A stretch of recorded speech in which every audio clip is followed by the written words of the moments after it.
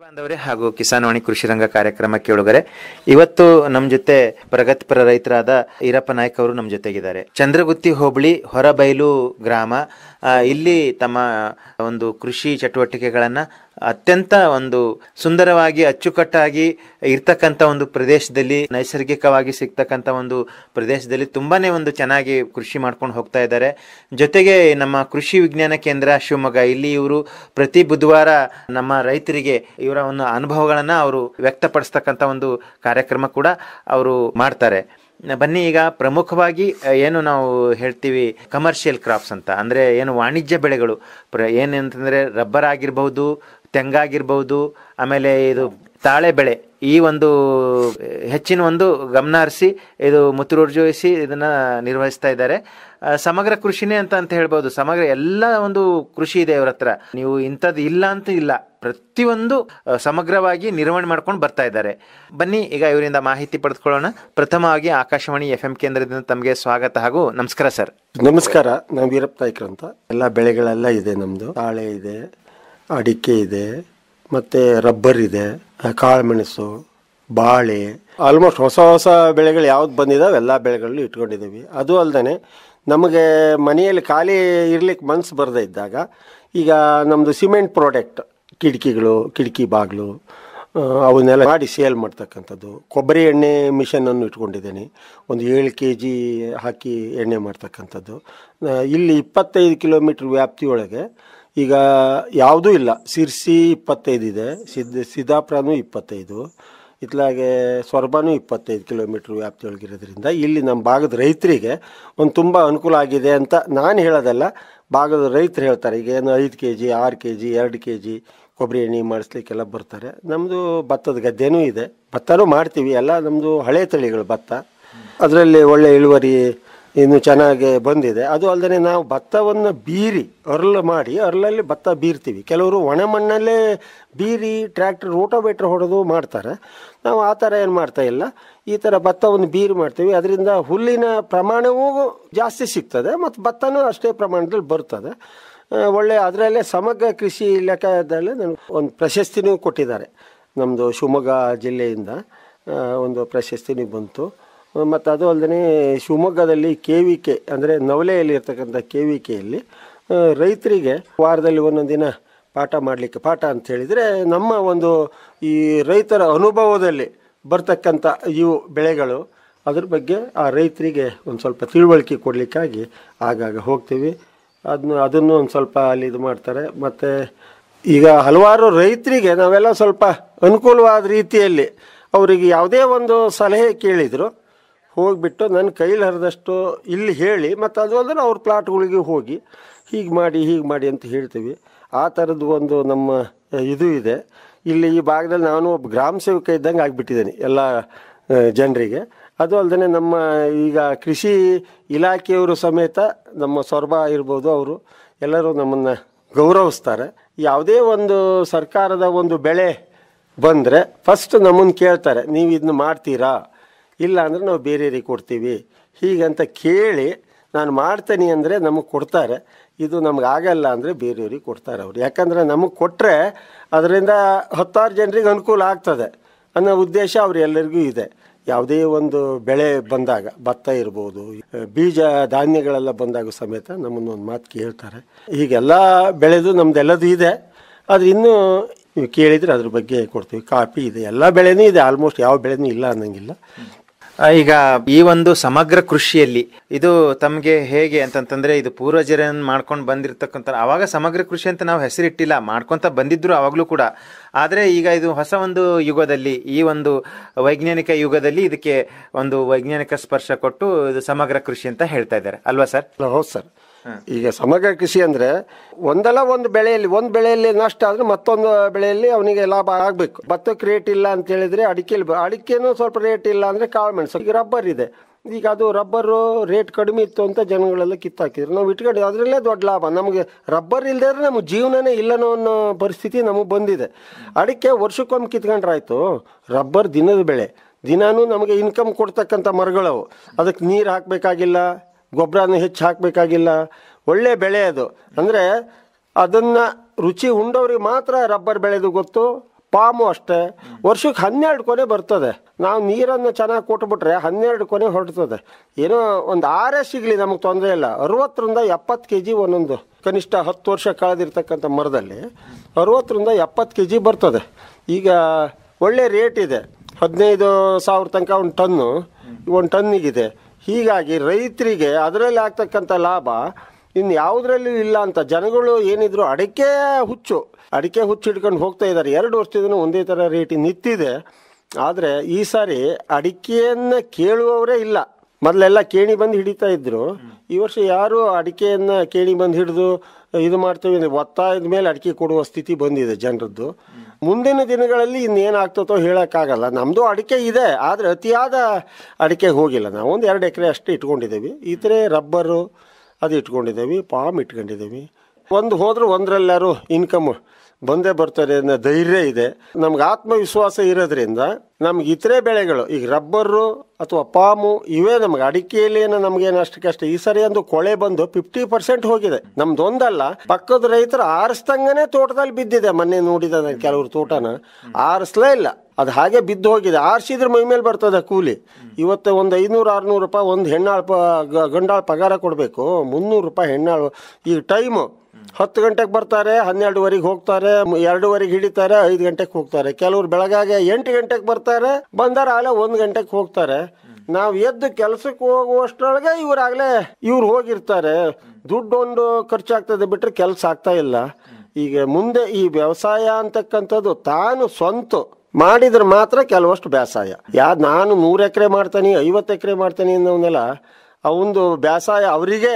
ಇವನಿಗೇನಿಲ್ಲ, ಮತ್ತೆ ಟೆನ್ಷನ್ ಒಂದು ಜಾಸ್ತಿ ಇರ್ತದೆ ಇವನಿಗೆ. ಇವನ್ ದುಡ್ಡು ಖರ್ಚಾಗ್ತಾ ಇರ್ತದೆ, ಇನ್ಕಮ್ ಕಮ್ಮಿ ಆಗ್ತಾ ಇರ್ತದೆ. ಯಾಕಂದ್ರೆ ಕೆಲಸಗಾರರಿಗೆ ಟೈಮಿಂಗ್ಸ್ ಇಲ್ಲ. ಈಗ ಅವ್ರ ಟೈಮಿಗೆ ಅವ್ರು ಬಂದ್ರು ಹೋದ್ರು, ಅವ್ರ ಮನೆಗೆ ಹೋಗೋ ಹೊತ್ತಿ ನಾವು ಎದ್ದು ಹೋಗ್ತಾ ಇರ್ತೇವೆ ಅವ್ರು ಇದ್ದಲ್ಲಿಗೆ.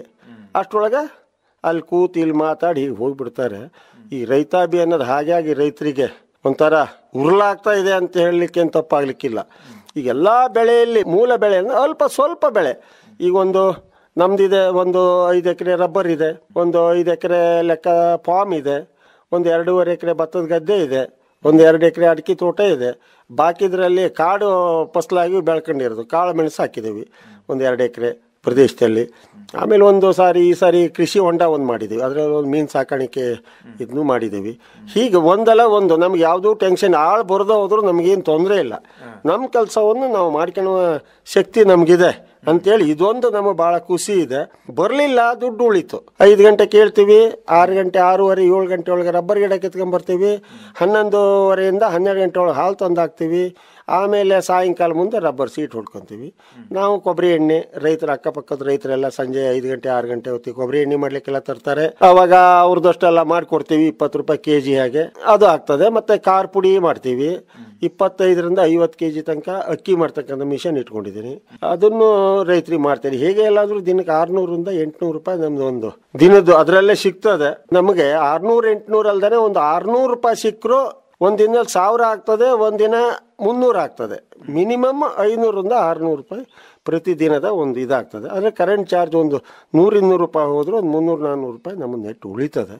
ಹೀಗಾಗಿ ರೈತರು ಒಂದೇ ಬೆಳೆ ನಂಬಿಲ್ದಾನೆ ಎಲ್ಲ ಬೆಳೆಯನ್ನು ಇಟ್ಕೊಂಡು ಅದ್ರ ಜೊತೆಗೆ ಈ ಖಾಲಿ ಕಟ್ಪಟ್ಟಿ ಎಲ್ಲೋ ಹೋಗಿ ಮೋರಿ ಕಟ್ಟೆ ಮೇಲೆ ಕೂತ್ಕೊಂಡು ಹರಟೆ ಹೊಡೆದು ಬರುವಂಥ ಇದರಲ್ಲಿ ಅದಾಗಬಾರ್ದು ಅಂಥೇಳಿ ನಮಗಿರ್ಬೋದು, ನಮ್ಮ ಮಕ್ಕಳಿಗಿರ್ಬೋದು ಆ ಬುದ್ಧಿಯನ್ನು ಕಲಿಸಿದ್ದೇವೆ. ಮತ್ತು ಒಳ್ಳೆ ಕೆಲಸ ನಮ್ದನ್ನು ನಾವು ಮಾಡ್ಕೊಂಡು ಹೋಗ್ತಾ ಇದ್ದೀವಿ.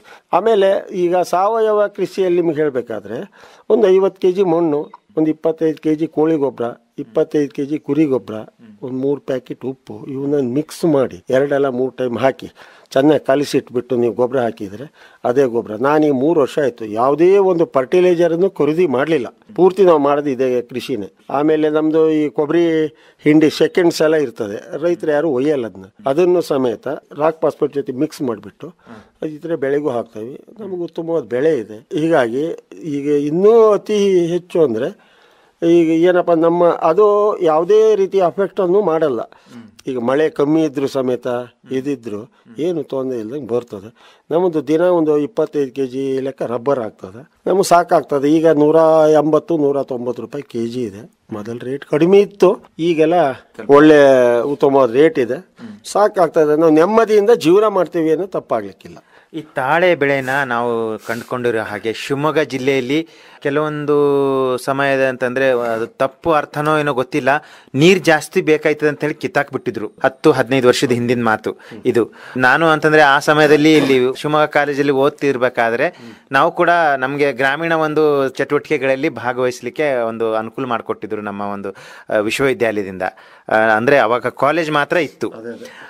ಸೊ ಆ ಸಮಯದಲ್ಲಿ ರೈತರು ಅದನ್ನ ಜಾಸ್ತಿ ನೀರು ಕೇಳ್ತದೆ ಅಥವಾ ಇದೇನೋ ಯಾವ ತಪ್ಪು ಕಲ್ಪನೆಯೋ ಇದು ಏನೋ ಗೊತ್ತಿಲ್ಲ, ಅದನ್ನ ಸಂಪೂರ್ಣ ತೆಗೆದಾಕ್ಬಿಟ್ಟಿದ್ರು, ತಾಳೆ ಬೆಳೆನೇ ತೆಗೆದಾಕ್ಬಿಟ್ಟಿದ್ರು. ಅಂಥದ್ರಲ್ಲಿ ತಾವು ಈ ಒಂದು ಬೆಳೆಯಲ್ಲಿ ಸಫಲತೆಯನ್ನ ಕಂಡಿದ್ದೀರಾ, ಏನಿದರ ಒಂದು ಗುಟ್ಟು ಅಂತ ಹೇಳ್ತೀರಾ? ಸರ್, ಅದು ತಾಳೆ ಬೆಳೆ ಅನ್ನೋದು ಸೊರಬ ತಾಲೂಕಿಗೆ ಇರ್ಲಿಲ್ಲ, ಅಂದ್ರೆ ಕೊಡ್ಲಿಕ್ಕೆ ತಯಾರಾಗ್ಲಿಲ್ಲ. ಆದ್ರೂ ನಾನು ಶಿವಮೊಗ್ಗ ಈ ತಾಳೆ ಬೆಳೆಗಾರರ ಒಂದು ಆಫೀಸ್ನಲ್ಲಿ ಕೂತ್ಕೊಂಡು ನಮ್ಮ ಭಾಗಕ್ಕೆ ತಾಳೆ ಕೊಡಿ, ತಾಳೆ ನಾವು ಹಾಕ್ತೀವಿ, ನಮ್ಮ ಭಾಗದಲ್ಲಿ ಮಳೆ ಜಾಸ್ತಿ ಇರ್ತದೆ ಅಂತ ಹೇಳಿ ಬಹಳಷ್ಟು ಹೇಳಿದೆ ಅವರಿಗೆ. ಆದ್ರೂ ಅವರು ಇಲ್ರಿ ಹಂಗೆ ಅಲ್ಲಿ ಬರಲ್ಲ ಅಂತ ಇದ್ರು. ಬಂದೇ ಬರ್ತದೆ ಅಂತೇಳಿ ಈ ಭಾಗದಲ್ಲಿ ತಾಳೆಯನ್ನ ಫಸ್ಟ್ ಯಶಸ್ವಿ ತಗೊಂಡು ಬಂದವನು ನಾನು.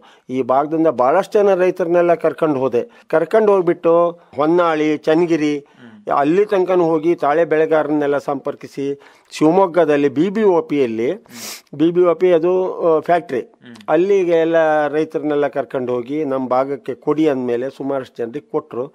ಇಲ್ಲೆಲ್ಲ ಹಾಗೂ ಹೀಗೂ ಎಲ್ಲ ತಾಳೆ ಇದೆ, ಅಕ್ಕಪಕ್ಕ ಲಾರಿ ಬರ್ತದೆ, ಜನಗಳೆಲ್ಲ ನೋಡಿದ್ದಾರೆ. ಒಂದೊಂದು 60-70 kg ಬರ್ತದೆ ಒಂದೊಂದು ಇದು ಒಂದು ಗಿಡಕ್ಕೆ. ಅದು ಒಳ್ಳೆ ಬೆಳೆ ಅಂತ. ಅದು ಕೆಲವರಿಗೆ ಅದು ಬೆಳೆ ನೀರಿನ ಅವಶ್ಯಕತೆ ಜಾಸ್ತಿ ಇಲ್ಲ. ನಮ್ಮ ಮಲೆನಾಡಿನಲ್ಲಿ ವಾರಕ್ಕೆ ಒಂದು ನೀರು ಸಿಕ್ಕರೆ ಸಾಕು, ಒಂದು ಬಟ್ಲು ತುಂಬಿರು ಸಾಕು, ಇಲ್ಲ ಸಣ್ಣ ಮೈಕ್ರೋಜೆಟ್. ಅಡಿಕೆ ಕೊಡುವುದಕ್ಕಿಂತ ನೀರು ಕಡಿಮೆ ಸಾಕು. ಹೌದು, ಅಡಿಕೆಗೆ ಒಂದು 4 ದಿನಕ್ಕೊಮ್ಮೆ ನೀರು ಕೊಡ್ಲಿಲ್ಲ ಅಂದ್ರೆ ಅಡಿಕೆ ಮಿಲ್ ಉದುರಿ ಹೋಗ್ತದೆ. ಇದರಲ್ಲಿ ಆ ತರ ಪರಿಸ್ಥಿತಿ ಏನು ಆಗಲ್ಲ.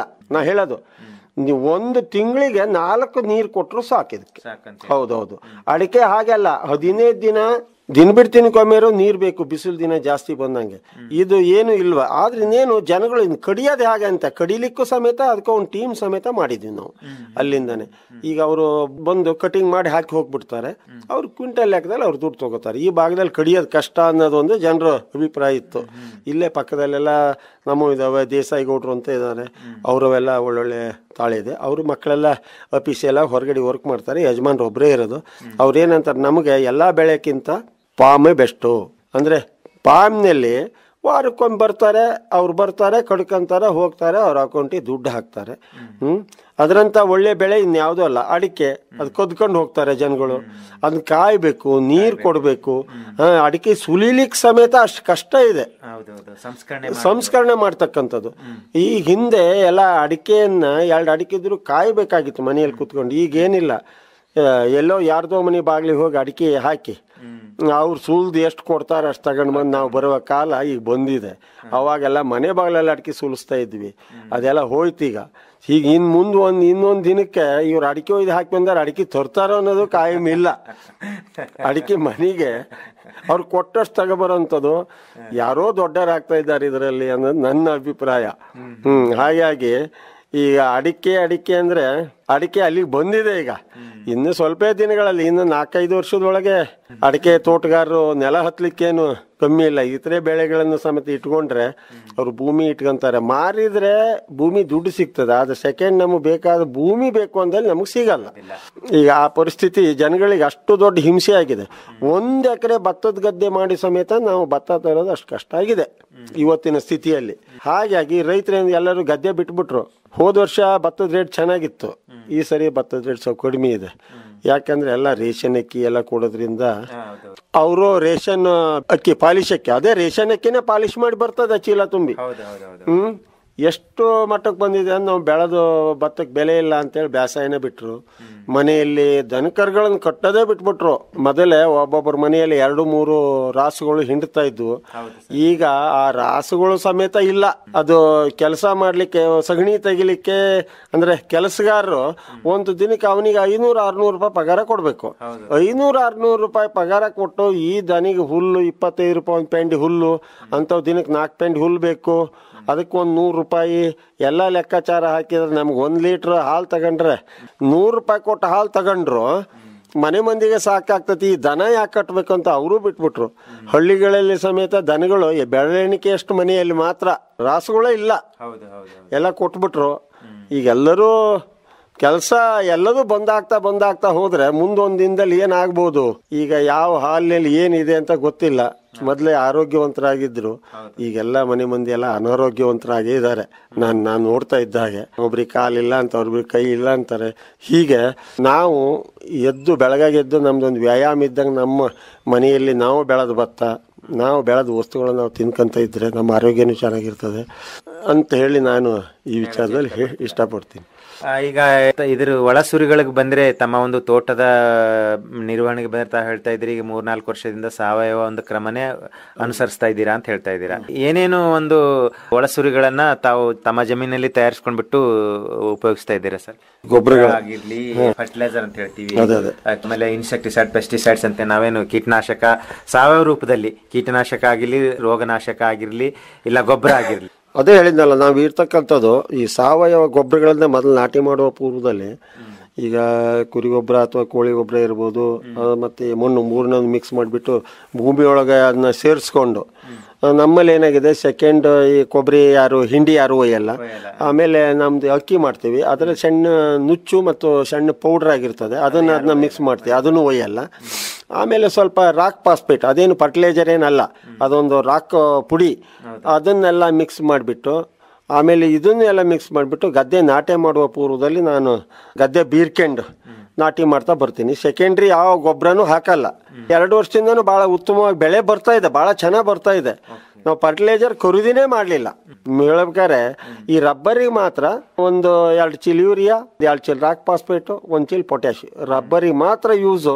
ಬೇರೆ ಇತರೆ ಬೆಳೆಗೆ ಯಾವುದಕ್ಕೂ ನಾವು ಊಟ ಮಾಡ್ತಕ್ಕಂಥ ಭತ್ತ ಇರ್ಬೋದು, ಇತರೆ ಅಡಿಕೆ ತೋಟಗಳಿಗಿರ್ಬೋದು, ಯಾವುದನ್ನು ನಾವು ಫರ್ಟಿಲೈಸರ್ನ ಬಳಸ್ತಾನೆ ಇಲ್ಲ.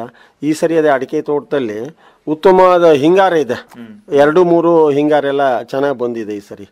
ನಾವು ಮತ್ತು ಮನೆ ಗೊಬ್ಬರನೂ ಹೆಚ್ಚು ಬಳಕೆ ಮಾಡಿಲ್ಲ.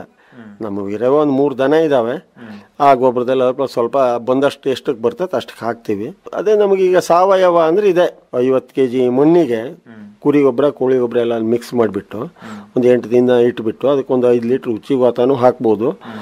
ಮತ್ತು ಒಂದು 3 ಪ್ಯಾಕೆಟ್ ಉಪ್ಪನ್ನು ಹಾಕಿ ಕಲಿಸ್ಬಿಟ್ರೆ ನೀವು ಹಾಕಿಟ್ಟಿರ್ತಕ್ಕಂಥ ಚೀಲ 15 ದಿವಸದೊಳಗೆ ಹರಿದು ಹೋಗ್ತದೆ. ಪ್ಲಾಸ್ಟಿಕ್ ಚೀಲವೇ ಹರಿದು ಹೋಗ್ತದೆ, ಅಷ್ಟು ಪವರ್ ಇರ್ತದೆ. ಮತ್ತು ಅದು ಯಾವ ಬೆಳೆಗೂ ಏನು ಅನ್ಯಾಯ ಮಾಡಲ್ಲ.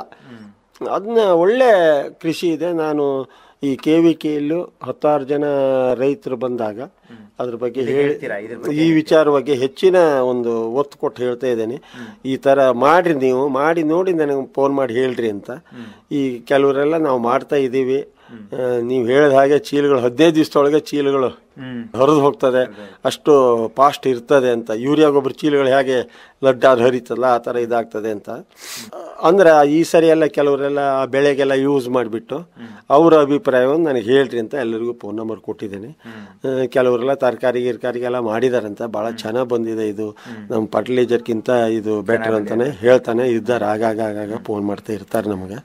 ಈಗ ತಾವು ಈ ಒಂದು ಕಡಿದಾದ ಪ್ರದೇಶದಲ್ಲಿ ತೋಟ ಮಾಡ್ಕೊಂಡಿದ್ದೀರಾ, ಇದ್ರ ಜೊತೆಗೆ ಯಾವುದೇ ಒಂದು ಅಪೇಕ್ಷೆ ಪಡೆದೇನೆ ತಾವು ಸ್ವಂತ ಖರ್ಚಿನಿಂದ ಎಲ್ಲನೂ ಮೂಲಭೂತ ಸೌಲಭ್ಯ ಸ್ವಲ್ಪ ಬೇಕು ಅದನ್ನ ಮಾಡ್ಕೊಂಡಿದ್ದೀರಾ.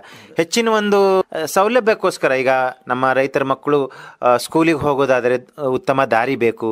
ಈಗ ನೀವು ಕೃಷಿ ಉತ್ಪನ್ನಗಳನ್ನ ಸಾಗಿಸಬೇಕಾದ್ರೆ ಯಾವುದೇ ಒಂದು ಋತುಮಾನದಲ್ಲಿ ತೊಂದರೆ ಆಗದೆ ಇರೋ ಹಾಗೆ ಉತ್ತಮ ಒಂದು ರಸ್ತೆ ಬೇಕು.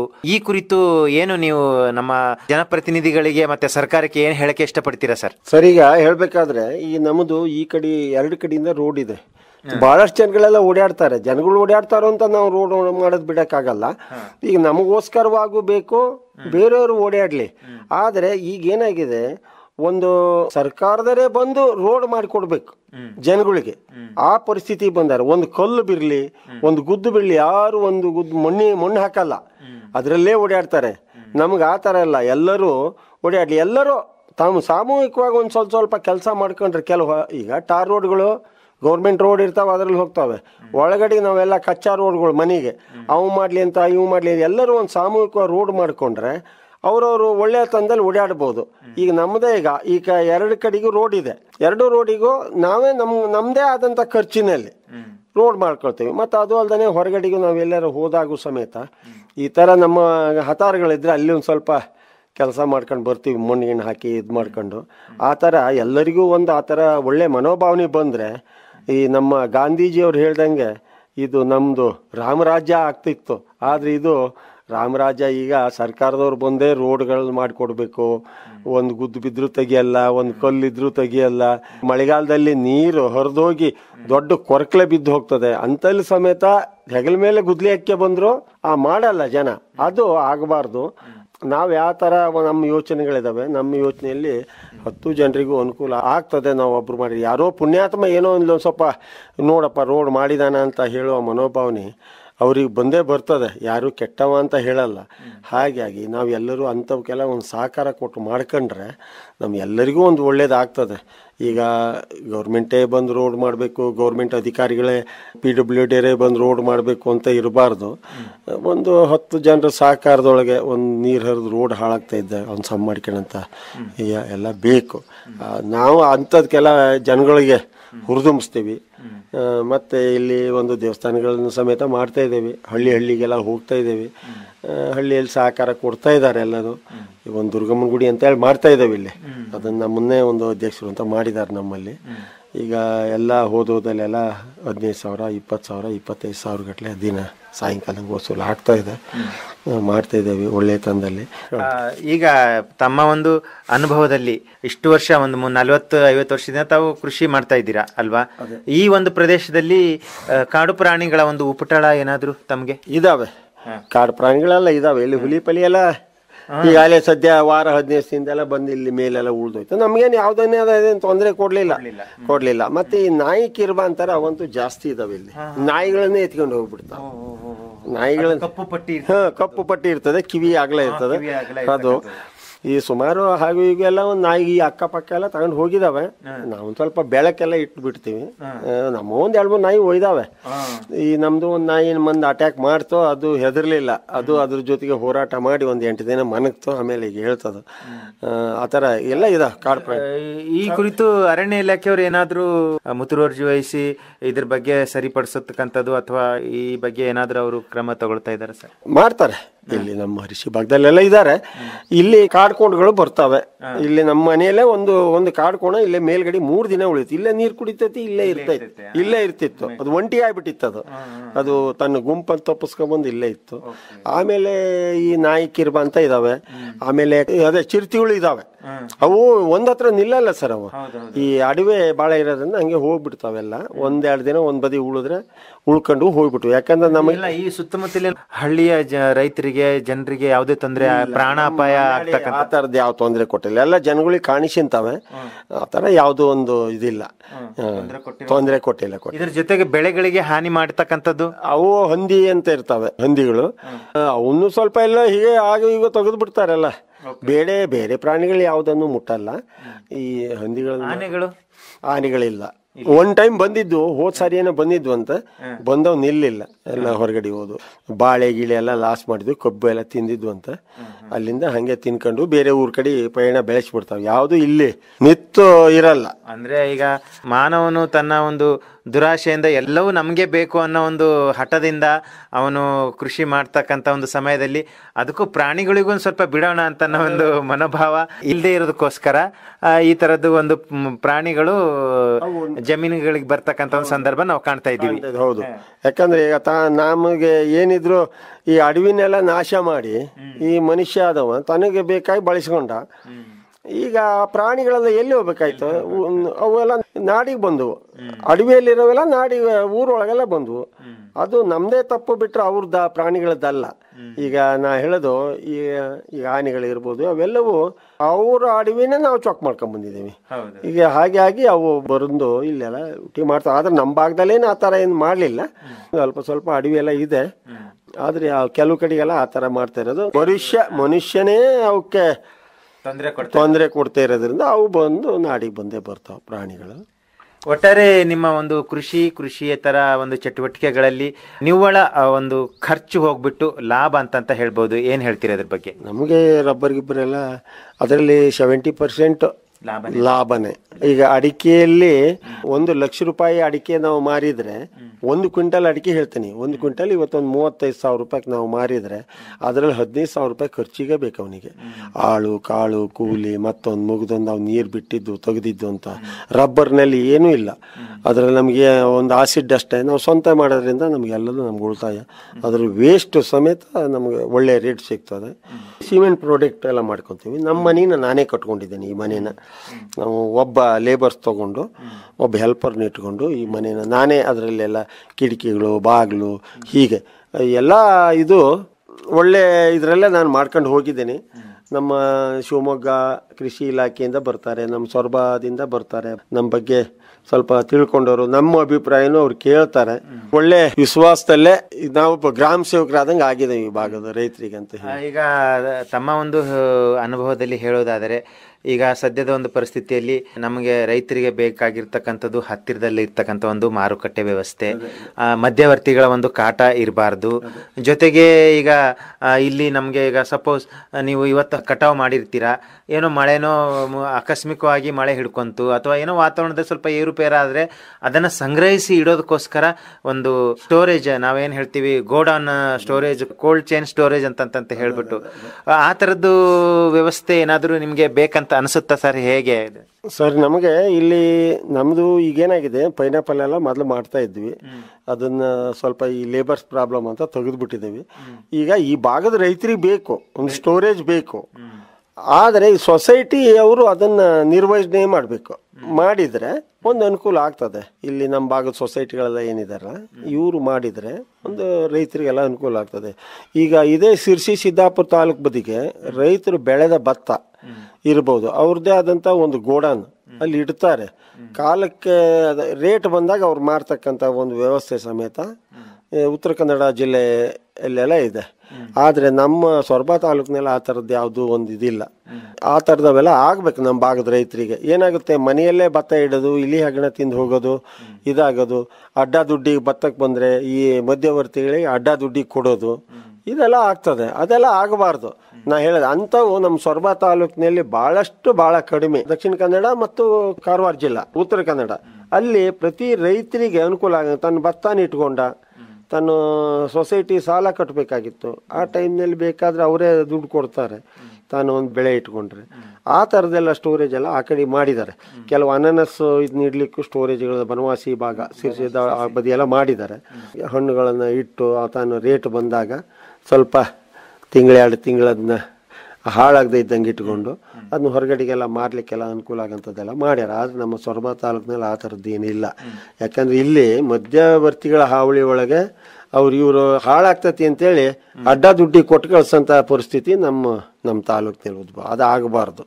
ಅಂದರೆ ಇದರಲ್ಲಿ ಏನಪ್ಪ ಅಂದರೆ ನಮ್ಮ ಆರ್ಸಿ ಹೋಗಿರ್ತಕ್ಕಂಥ ಇವರು ಅದನ್ನೆಲ್ಲ ಒಂದು ರೈತರ ಬಗ್ಗೆ ಗಮನ ಹರಿಸಿ ಮಾಡಬೇಕು ಈ ಭಾಗದಲ್ಲಿ ಇರೋರಿಗೆ. ಈಗೆಲ್ಲದನ್ನೂ ರೈತರು ಹೋಗಿ ತೋಟಗಾರಿಕೆ ಇಲಾಖೆ ಕೇಳಿ ಅವ್ರು ಕೊಡ್ತಾರೆ ಸಣ್ಣದು. ಅದು 10 ಜನ ಎಲ್ಲ ಸೇರಿಬಿಟ್ಟು ಒಂದೇ ಸ್ಟೋರೇಜು ಒಂದು ಜಾಗದಲ್ಲಿ ಮಾಡಿದರೆ 10 ಜನರಿಗೆ ಅನುಕೂಲ ಆಗ್ತದೆ. ಅದೇ ನಮ್ಮ ಕೃಷಿ ಇಲಾಖೆಯವರು ಹೋದ ಸರಿ 10 ಸರ್ತಿ ಹೇಳಿದರು, ನೀವೊಂದು ಭಾಗದಲ್ಲಿ ಒಂದು ಇದು ಮಾಡಿರಿ ಅಂತ. ಯಾರ್ಯಾರೋ ಈಗ ಏನಾಗುತ್ತೆ, ನಾವೇನಾರೋ ಮುಂದೆ ಹೋಗಿ ಮಾಡಿದರೆ ನಮ್ಮನ್ನೇ ತಳ್ಳಿಬಿಟ್ಟು ಅವರೇ ಹೋಗಿ ಕೂತ್ಕೋತಾರೆ. ಈ ನಮ್ಮ ಸೊಸೈಟಿನೂ ಹಾಗೆ ರೀ. ಇಲ್ಲಿ ನಾವು ಸೊಸೈಟಿ ತಂದವನೇ ನಾನು, ಇಲ್ಲಿದು ಸೊಸೈಟಿ ತಂದವನೇ ನಾನು APMC ಅವಾಗ ನಿಂತಾಗ. ಈಗ ನಮ್ಮನ್ನೇ ಅಲ್ಲಿಂದ ಹೊರಗೆ ನಾವಿಲ್ಲ, ಆದ್ರೆ ನಮ್ಮ ಹೆಸರು ಹೇಳಲ್ಲ ಅವರು. ಬೇಡ, ನಮ್ಗೆ ಹೇಳೋದು ಬೇಡ. ಸೊಸೈಟಿ ನಡೆಸ್ಕೊಂಡು ಹೋದ್ರು ಸಾಕು. 10 ಜನ ರೈತರಿಗೆ ಸಾಕು. ಈ ಸಣ್ಣ ರೈತರಿಗೆ ಅನುಕೂಲ ಆಗ್ಬೇಕು, ಬೆಳೆ ಸಾಲ ಅದು ಇದು ಅಂತ. ಆ ಥರ ಯಾವುದೂ ಆಗಿಲ್ಲ ಇಲ್ಲಿ. ಈಗ ತಮ್ಮ ಒಂದು ಕೃಷಿಯ ಅನುಭವದಲ್ಲಿ ಇಲ್ಲಿವರೆಗೆ ತಾವು ಯಾವುದೇ ಬೆಳೆ ಬಿಟ್ಟಿಲ್ಲ, ಯಾವುದು ನಾವೇ ಏನು ಹೇಳ್ತೀವಿ ಆಡು ಮುಟ್ಟದ ಸೊಪ್ಪಿಲ್ಲ ಅಂತ ಅನ್ನೋ ಹಾಗೆ ಎಲ್ಲ ಬೆಳೆನ ತಾವು ಪ್ರಯೋಗ ಮಾಡಿದ್ದೀರಾ, ಅದರಲ್ಲಿ ಯಶಸ್ಸು ಕಂಡಿದ್ದೀರಾ. ಮುಂದಿನ ಯೋಜನೆಗಳ ಬಗ್ಗೆ ಏನು ಹೇಳ್ತೀರಾ ಸರ್? ಸರ್, ಈಗ ಮುತ್ತು ಬೆಳಿಬೇಕು ಅನ್ನೋ ಯೋಚನೆ ನನಗಿತ್ತು. ಮುತ್ತು ಅಂದ್ರೆ ನಮಗೆ ಈಗ ಬೆಂಗಳೂರಲ್ಲಿ ಕನಕರಾಜು ಅನ್ನೋರು ಇದ್ದಾರೆ, ಕನಕಪುರದಲ್ಲಿ. ಅವರಿಂದ ಸ್ವಲ್ಪ ಫೋನ್ ಮಾಡಿದಾಗ ಅವ್ರು ಹೇಳಿದ್ರು, ನೀವು ಮುತ್ತು ಬೆಳಿತೀವಿ ಅಂದ್ರಿ, ನಮ್ಮ ಬೊಟ್ಟಗಳ ಮತ್ತು ಈ ಕಡೆಗೆ ಹೊನ್ನಾವರದಿಂದ ನಾವು ಕಪ್ಪೆ ಚಿಪ್ಪುಗಳನ್ನು ತಂದುಬಿಟ್ಟು ಇಲ್ಲಿ ಮುತ್ತು ಬೆಳಿತೀವಿ ಅಂತ ಹೇಳಿದ್ರು ಅವರು. ಅಲ್ಲಿ ಅವರು ಕನಕಪುರದವರು. ನಮಗೆ ನೋಡಿರಿ ಇಲ್ಲೇ ಹತ್ರ, ನಾವು ಇಲ್ಲಿ ಯಾಕೆ ಬೆಳಿಬಾರ್ದು ಅಂತ ಕೇಳಿದಾಗ, ಅದನ್ನು ನೀವು ಬನ್ನಿ, ಒಂದು 10 ಜನ ಬರ್ರಿ, ಟ್ರೈನಿಂಗ್ ಕೊಡ್ತೀನಿ, ನಿಮಗಂತೂ ಅಲ್ಲಿ ಹತ್ತಿರ ಅಲ್ಲ, ಬೆಳಿಬೋದು, ಒಳ್ಳೆ ಉತ್ತಮವಾದ ರೇಟ್ ಇದೆ ಹೀಗಂತ ಹೇಳಿದರು. ಆದರೆ ನಮ್ಮ ಭಾಗದ ರೈತರಿಗೆ ಭಾಳ ಜನ ಹೇಳಿದೆ, ಅವ್ರು ಯಾರೂ ಹೊರಡಲ್ಲ. ಆದರೆ ಈಗೇನಾಗಿದೆ, ನಮಗಾಗಲೇ 73 ವರ್ಷ, ಒಬ್ಬೊಬ್ಬರು KEB ಇದ್ದಾರೆ, ಒಬ್ರಿಗೆ ಜಮೀನೆಲ್ಲ ನೋಡ್ಕೊಂಡು ಹೋಗೋದೇ ಕಷ್ಟ. ಅದೊಂದು ಆಸೆ ಇತ್ತು ನನಗೆ ಮಾಡಬೇಕು ಅಂತ. ಅದು ಇದ್ರ ಬಗ್ಗೆ ಏನಾದರೂ ಕೃಷಿ ವಿಜ್ಞಾನ ಕೇಂದ್ರದಲ್ಲಿ ವಿಚಾರಣೆ ಮಾಡಿದ್ದೀರಾ? ಸಂಬಂಧಪಟ್ಟಿದ ಒಂದು ಇಲಾಖೆಯಲ್ಲಿ, ಅಂದ್ರೆ ಮೀನುಗಾರಿಕೆ, ಅಲಂಕಾರಿಕ ಮೀನುಗಾರಿಕೆ ಇಲಾಖೆಗೆ ಇದು ಸಂಬಂಧಪಡ್ತದೆ ಅಲ್ವಾ? ಇಲ್ಲ, ನಾನು ಅಲ್ಲಿ ವಿಚಾರ ಮಾಡಿಲ್ಲ. ಇನ್ನು ನಮ್ಮ KVKಯಲ್ಲಿ ವಿಚಾರ ಮಾಡಬೇಕು ಅಂದ್ಪಟ್ಟೆ. ಅದು ಇದ್ರ ಬಗ್ಗೆ ಪೂರ್ವ ತರಬೇತಿ ಕೂಡ ಕೊಡ್ತಾ ಇದ್ದಾರೆ. ಆ ತರಬೇತಿ ಕೊಟ್ಬಿಟ್ಟು ಅದನ್ನ ಯಾವ ರೀತಿಯಿಂದ ಮಾಡಬೇಕು, ತಾಂತ್ರಿಕ ಸಹಕಾರದೊಂದಿಗೆ ಮಾರುಕಟ್ಟೆಯ ಕೊನೆಯ ವ್ಯವಸ್ಥೆವರೆಗೂ ಕೂಡ ಅವರು ಜೊತೆಗಿರ್ತಾರೆ. ನೋಡ್ಬೇಕು ಸರ್, ಅದನ್ನ ಒಂದು ಸ್ವಲ್ಪ ವಿಚಾರ ಮಾಡ್ಬೇಕು. ನಾನು ಹೋದ್ರೂ ಅದು ವಿಚಾರ ಮಾಡ್ಲಿಕ್ಕೆ ಆಗಿಲ್ಲ, ಅಲ್ಲಿ ಇದೊಂದೇ ತಲೆಯಲ್ಲಿತ್ತು. ಇಲ್ಲೇ ಹತ್ತಿರದಲ್ಲೇ ಏನಾದರೆ ಖಂಡಿತವಾಗ್ಲೂ ಒಂದು ಮಾಡುವ ಯೋಚನೆ ಮಾಡ್ತೀನಿ. 10 ಜನ ರೈತರಿಗೆ ಅನುಕೂಲ ಆಗಂಗೆ ಒಂದು ಇದು ಮಾಡುವ ಯೋಚನೆ ಮಾಡ್ತೀನಿ, ಇಲ್ಲಿ ಹತ್ತಿರದಲ್ಲೇ ಸಿಕ್ಬಿಟ್ರೆ ನಮಗೆ. ಒಳ್ಳೆಯದು ಈರಪ್ಪ ನಾಯ್ಕ ಅವರೇ, ತಾವು ಇದುವರೆಗೆ ತಮ್ಮ ಕೃಷಿಯ ಅನುಭವ ಜೊತೆಗೆ ಈ ಒಂದು ಪರಿಸರದಲ್ಲಿ ಏನೆಲ್ಲ ಒಂದು ಅಭಿವೃದ್ಧಿ ಕಾರ್ಯ ಆಗಬೇಕು, ಸಾರ್ವಜನಿಕರಿಗೆ ತನ್ನಗೋಸ್ಕರ ಅಲ್ಲದೇ ಇದ್ರೂ ಕೂಡ ಸಾರ್ವಜನಿಕರಿಗೆ ಒಂದು 10 ಜನಕ್ಕೆ ಅನುಕೂಲ ಆಗಬೇಕು ಅನ್ನೋದು ಕೂಡ ತಮ್ಮ ಕೃಷಿಯ ಅನುಭವ, ಸಾವಯವ ಕೃಷಿಯ ಅನುಭವ ಜೊತೆಗೆ ತಾವು ತಿಳಿಸ್ಕೊಟ್ಟಿದ್ದೀರಾ. ಜೊತೆಗೆ ಮುಂದಿನ ಒಂದು ಯೋಜನೆಗಳು ಏನು ನಾನು ಮಾಡಬೇಕು ಅಂತ ಹೇಳಿ ಕೂಡ ತಾವು ತಮ್ಮ ಒಂದು ಆಸೆಯನ್ನು ವ್ಯಕ್ತಪಡಿಸಿದ್ದೀರಾ. ತಮ್ಮ ಆಸೆ ನೆರವೇರಲಿ ಅಂತ ಹೇಳಿ ನಾವು ಕೂಡ ಆಶಿಸುತ್ತಾ ಈ ಒಂದು ಕಾರ್ಯಕ್ರಮದಲ್ಲಿ ತಾವು ಭಾಗವಹಿಸಿ ಭದ್ರಾವತಿ ಆಕಾಶವಾಣಿ FM ಮಾಧ್ಯಮದ ಮೂಲಕ ತಮ್ಮ ಒಂದು ಅನಿಸಿಕೆಗಳನ್ನು ಇದುವರೆಗೆ ಹಂಚಿಕೊಂಡಿದ್ದೀರಾ. ಹೆಚ್ಚಿನ ಒಂದು ಮಾಹಿತಿ ಪಡೆದು ನಿಮ್ಮ ತೋಟಕ್ಕೆ ಬಂದು ಇಲ್ಲಿ ವೀಕ್ಷಣೆ ಮಾಡಿ ತರಹೇವಾರು ಏನು ನೀವು ಬೆಳೆಗಳನ್ನ ಬೆಳೀತಾ ಇದ್ದೀರಾ, ಆ ಬೆಳೆಗಳನ್ನು ಅವರು ಕೂಡ ನೋಡಿ ಕಣ್ತುಂಬಿಕೊಂಡು ಅವರ ಒಂದು ಜಮೀನಿನಲ್ಲಿ ಪ್ರಯೋಗ ಮಾಡಿ ಅದು ಯಶಸ್ಸು ಆಗೋದಕ್ಕೋಸ್ಕರ ತಮ್ಮ ಒಂದು ದೂರವಾಣಿ ಸಂಖ್ಯೆ 94 48 73 10 53 ವಾಟ್ಸಪ್ ನಂಬರ್ ಇದೆ ಇದು. ಆಮೇಲೆ ನಾವೊಂದು ಈಗ ಯೂಟ್ಯೂಬ್ ಚಾನಲ್ ಅನ್ನು ಮಾಡಿಬಿಟ್ಟು ರೈತರಿಗೆ ವಾರದಲ್ಲಿ ಒಂದೊಂದು ರಬ್ಬರ್ ಇರ್ಬೋದು, ಪಾಮ್ ಇರ್ಬೋದು, ಇತರೆ ಬೆಳೆಗಳ ಬಗ್ಗೆ ಒಂದೊಂದು ಇದು ಮಾಡಬೇಕು ಅಂತಕ್ಕಂಥ ಯೋಚನೆ ಮಾಡ್ತಾ ಇದ್ದೀನಿ ನಾನು. ನಮ್ಮದೇ ಒಂದು ಯೂಟ್ಯೂಬ್ನಲ್ಲಿ ಅದನ್ನ ಮೊನ್ನೆಯಿಂದ ಯೋಚನೆ ಮಾಡಿದೆ. ಮತ್ತು ಇತರೆ ಬೆಳೆಗಳೆಲ್ಲ ಇದಾವಲ್ಲ ಅವನ್ನೆಲ್ಲ ರೈತರಿಗೆ ಹಂಚ್ಕೊಳ್ಳೋದು, ಅವರ ಅಭಿಪ್ರಾಯನೂ ನಾವು ಸ್ವಲ್ಪ ತಗೋಬೇಕು ಅಂತ ಯೋಚನೆ ಮಾಡ್ತಾ ಇದ್ದೇನೆ. ಅದು ನನ್ನ ಮುಂದಿನ ಒಂದು ಗುರಿ. ಧನ್ಯವಾದ ಸರ್. ಇದುವರೆಗೆ ತಾವು ತಮ್ಮ ಕೃಷಿ ಅನುಭವ ಜೊತೆಗೆ ಮುಂದಿನ ಯೋಜನೆಗಳ ಕುರಿತು ಸಂಕ್ಷಿಪ್ತ ಮತ್ತೆ ಸಂಪೂರ್ಣ ಒಂದು ಮಾಹಿತಿಯನ್ನ ನಮ್ಮ ಕೇಳುಗರಿಗೆ, ಅದರಲ್ಲಿ ವಿಶೇಷವಾಗಿ ರೈತ ಬಾಂಧವರಿಗೆ ತಾವು ತಿಳಿಸ್ಕೊಟ್ಟಿದ್ದೀರಾ. ನಮಸ್ಕಾರ.